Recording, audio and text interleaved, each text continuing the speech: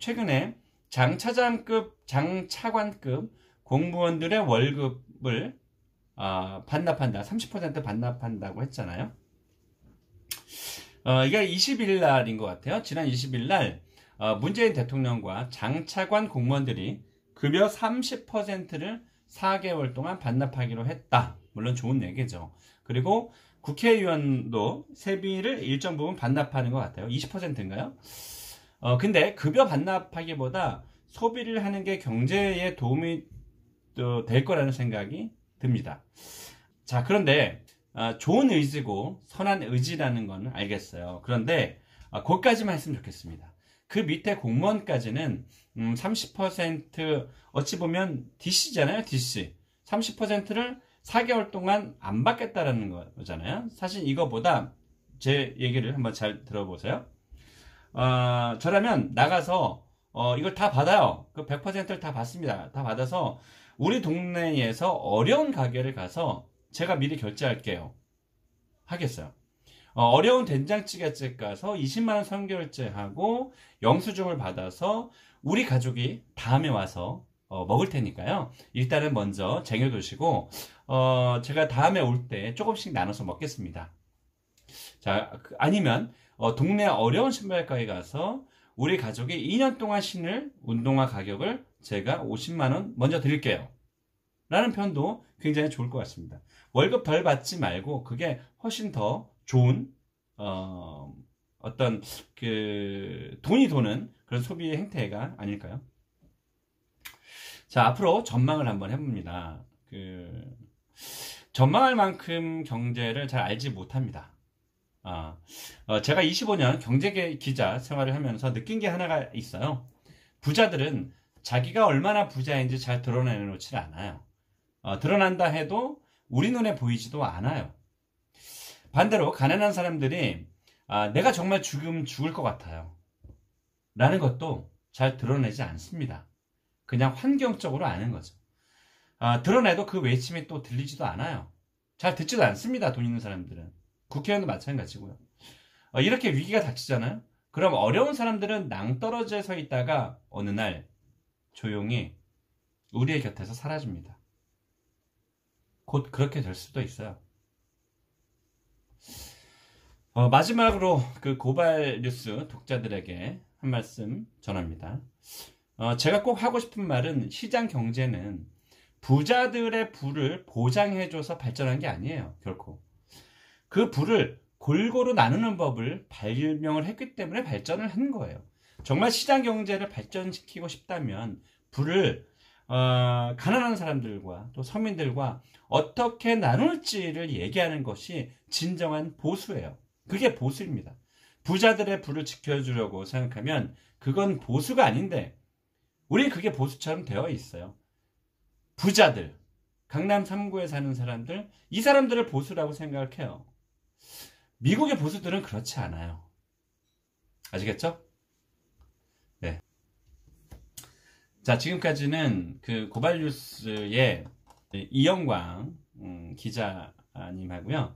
또 김원장 기자님하고 일문일답 하는 것들을 제가 좀 연기를 통해서 또 김원장 기자의 대답을 제가 빙의가 돼서 김원장 기자처럼 이렇게 대답을 했고요. 그 중간중간에 이제 제 의견도 조금씩 좀 넣기도 했지만 아무튼 김원장 기자와 일문일답의 내용을 이렇게 제가 여러분들께 전해드립니다. 김원장 기자의 일문일답의 내용을 주로 정리해서 살펴보면 이렇습니다. 일단 첫 번째는 굉장히 큰 위기일 것이라는 거. 그러니까 지금 코로나19 사태가 좀 잠잠해지고 있는 것 같지만 잠잠하지 않거든요. 오늘도 벌써 140여 분의 확진자가 발생이 됐습니다. 격리가 해제되시는 분들도 좀 있긴 하지만 일단 잠잠해지질 않아요. 왜냐면 100명에서 계속 왔다 갔다 확진자가 발생이 되고 있는데 이게 사실은 한 자릿수까지 떨어져 줘야 그나마 안심이 되고 또 한 자릿수가 떨어져도 그게 보름이나 한 달 정도간에 이제 유지가 된다면 정부에서도 지자체에서도 또 학교나 기업에서도 안심을 하고 이렇게 뭐 밖으로 나와서 사람과 사람 접촉을 하고 또 소비가 일어나게끔 그렇게 분명히 유도를 할 거라고 보여지거든요. 그런데 지금 상황은 이제 4월 5일도 우리가 지금 학교를 개강을 할지 말지, 개학을 할지 말지, 그것도 3월 말에 결정을 한다고 했잖아요. 오늘 보도가 그렇게 나왔는데, 사실 제 개인적인 생각에는 4월 5일 날 개학이나 이런 것도 안 될 수도 있다라고 보여집니다. 왜냐면 지금 코로나 사태가 코로나 확진자 수가 계속 늘어나고 있는 상황이야. 줄어드는 게 아니라니까요. 그나마 지금 다른 나라들, 유럽이나 미국이나 뭐 스페인, 또 뭐 이탈리아, 이런 곳들이 굉장히 빠른 속도로 확진자가 발생되고 사람들이 우리나라에 비해서 훨씬 많이 뭐 사망자 수가 발생이 되니까 우리나라가 마치 굉장히 뭐 잘하고 있는 것처럼 또 잠잠해진 것처럼 이렇게 보여지는 착시 효과가 있거든요. 만약에 그 나라들이 없고 비교가 안 되는 상황이라면 우리나라는 굉장히 심각한 상황이에요. 그래서 앞을 긍정적으로 내다볼 수가 없는 상황이라는 거죠. 그래서 뭐 이번 달 말에 결국은 뭐 아이들을 학교를 보낼지 초중고 학교를 보낼지 결정이 나겠지만 이 상태로라면 뭐 낙관하기 힘들다. 결국은 학교를 아이들을 보내지 않고 온라인으로 수업을 할 수 있게끔 할 수밖에 없지 않겠느냐라는 게 제 생각입니다.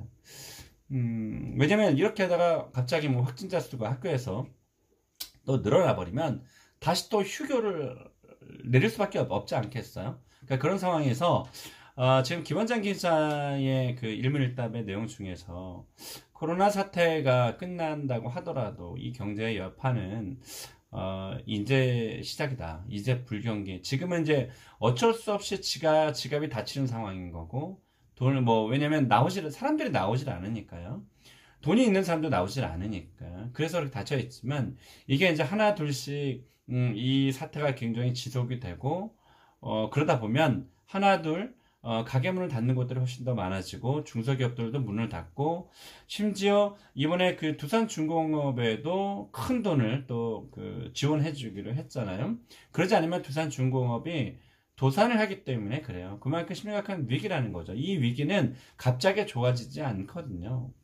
그래서 코로나19 사태가 많이 잠잠해지거나 끝나더라도 이 경제 여파는 크게 출렁거릴 것이다. 라는 내용이 하나가 있고요.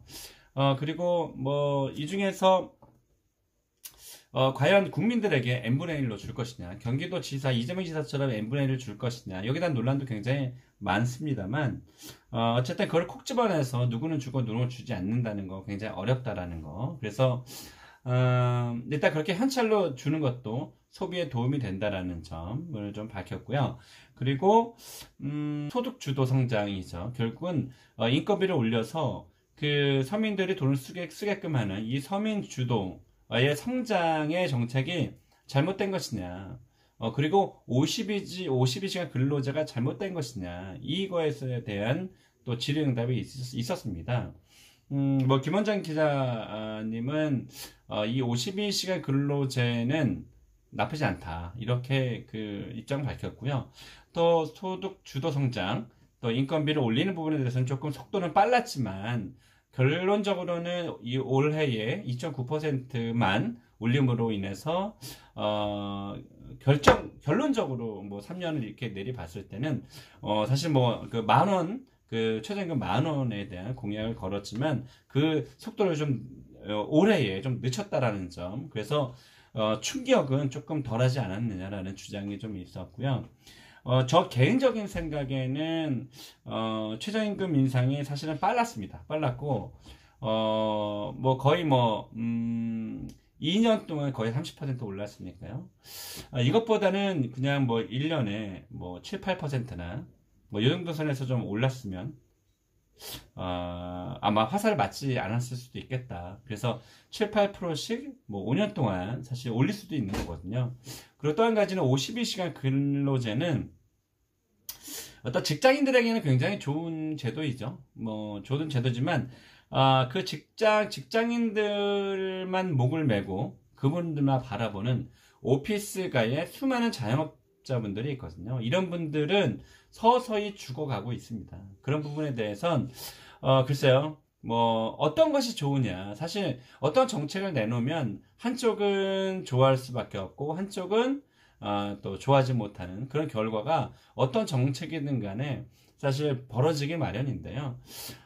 이 52시간 근로제 그 전에 또 김영란법이라든지 뭐 이런 것들로 인해서 사실은 그 오피스가 인근의 자영업자들은 큰 타격을 받은 건 사실입니다. 그래서 이 정책에 대한 부분 사실 저도 저도 정책 입안자가 아니기 때문에 무슨 말씀을 못 드리겠지만 어쨌든 현실적으로는 그런 그 충격들이 서서히 오지 않고 한꺼번에 찾아왔다라는 것들이 종합적으로 보면 한 방에 우리 그 자영업자분들이 소상공인분들이 장사하시는 분들이 엎친 데 덮친 격이었고 이번에 코로나19가 오면서 거의 벼랑 끝에 서 있다라는 점이 팩트인 것 같아요. 제가 보는 견지도 그렇습니다. 그리고 뭐 좌파 진영, 뭐 보수 이런 부분은 정치적인 것은 저는 별로 논하고 싶지는 않습니다.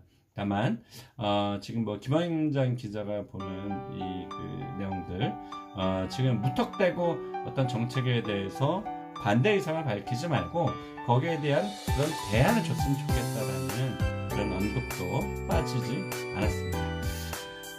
일단 뭐 그 한 가지의 기사 일문일답을 가지고 조금 제가 어떻게 하다 보니까 조금 시간이 좀 길어졌는데요. 김원장 기자의 일문일답 내용들 잘 봤고요. 그리고 저도 몰랐던 부분들이 이 김원장 기자 대답 안에서 또 있었거든요. 그래서 여러분들도 지식을 조금 넓힐 수 있었던 그런 기회가 되시기를 바라겠습니다. 네, 우리 자영업자분들 힘내시고 화이팅 하시길 바랍니다. 오늘 시간은 여기까지 하겠습니다. 고맙습니다.